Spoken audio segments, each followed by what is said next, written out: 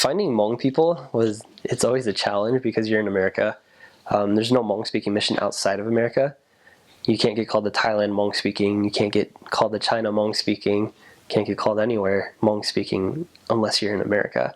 And so you're going to be running into a lot of like Caucasian people, a lot of Spanish people, or Hispanic people. You'll run into a lot of other Asian people too. And when you're first out, you won't even be able to tell like a Hmong person apart from a Chinese person or something like that. Because at first, like, it's really hard to tell people apart and approach them in the way that they would like to be approached. But finding Hmong people is always pretty fun. There's always like really easy ways to tell like a house is Hmong. One thing that I remember doing on my mission is just walking down a street and looking at their front door. If you see corn on the front door, they're Hmong. But sometimes if it's around Halloween, people like putting corn outside their door. And so you need to be careful about that. If you see corn, you can generally assume they're Hmong. But over time, you start learning what Hmong corn looks like rather than like American corn that they're hanging up for decoration. Like you can tell after a while. You look for spirit paper on top of the front door. You look for a lot of shoes out front of the door because they're all about like taking the shoes off when you come inside. It's kind of like in a way Japanese culture. Like they don't like shoes in the house sometimes.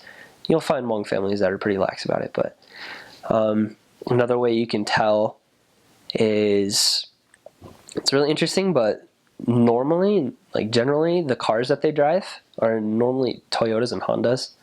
And so if you see like 4 Hondas or 4 Toyotas parked outside a house, and then you might see a few shoes at the front door, it's pretty safe to assume they're Hmong, which is pretty interesting.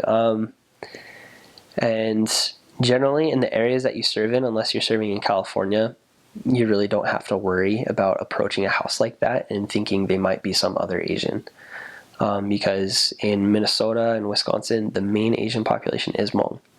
And so you're going to run into them, period. Another way that we found Hmong people, which is pretty sneaky if you ask me. We're not breaking any laws here, but it's pretty sneaky. We go to a library and we check out a book called the Polk Directory. It's a book that has everybody in the area by their last names and their addresses. So it's an address book. And it's pretty much when the city or the government, they take their surveys and everything like that, and that's what they publish it in. And you can go get it at the library. And what you do is you look for the 18 last names that Hmong people have. The most common ones being Vang, Yang, Zhang, Li, Lor, Lo, Mua, Tao, Vu, stuff like that. You'll find those last names and you'll write down all the addresses.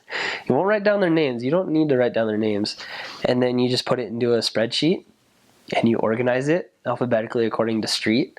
And then you know what streets have Hmong people on them and you know where to go look, where to knock on the door, pretty much. And so you just go Hmong tracking. You don't have to track a whole street running into like white people, running into Hispanics, running into like maybe some European ethnicity or something like that. You can just go this house, this house, this house, and we just pick those houses and only do those. Because there's always like English speaking missionaries in your area, and so you can focus on getting those houses and trying to help out the Hmong people in the area. That was the easiest way to find Hmong people. Another way to find Hmong people is the Hmong markets that you'll find in the cities. You can go there and you can maybe just look around a little bit and wait for people to walk inside and everything like that, and just talk to them right there, because you know they're Hmong. You know they're there to get food, and you know they're gonna be there for a while. They can't really walk away from you. They're there to buy food. Everybody needs food to live, and so it's a pretty dirty trick that we use. I loved it because they couldn't walk away. Another way to do it is they love having tournaments, and so if you're in a good area, you can maybe maybe if your mission president's cool with renting a booth out for the missionaries, and you could like deck it out with like missionary stuff like Plan of Salvation pamphlets and everything like that, and you can just be out front of the booth just like passing out flyers and everything like that, just talking to Hmong people, because the Hmong tournaments are pretty much 100% Hmong people, and so no matter who you're handing out to as a Hmong person, you can just go crazy, just talk to everybody you want. And generally, that's pretty much the easiest way to find people, besides like talking to the members and saying, hey, who in your family? That's really important, because if they have a family member that maybe wants to learn, then it's so much easier when you have that in with that person. If you go knock on that person's door and say, hey, we're missionaries, and they're like, secretly, like they really need the gospel, but they look at you and they have no connection with you, and they say, no, I'm not interested. But if they have that family member that says, hey, I got somebody that I really want you to meet that can definitely change your life, it definitely works a lot better. I mean, that's in any mission, really. You got to work with families, because if you work with families, you're going to get a lot more success. That's how you find people. Every time I got to an area, I made one, because they didn't have one. And what do? I would take a map, and I would start color coding the streets, pretty much, like depending on how many Hmong people were on that street. And so we could see where like the heavily populated Hmong areas were, and just focus our whole day on that area, and just tracked every single Hmong house in the area. And oh man, it's so much fun.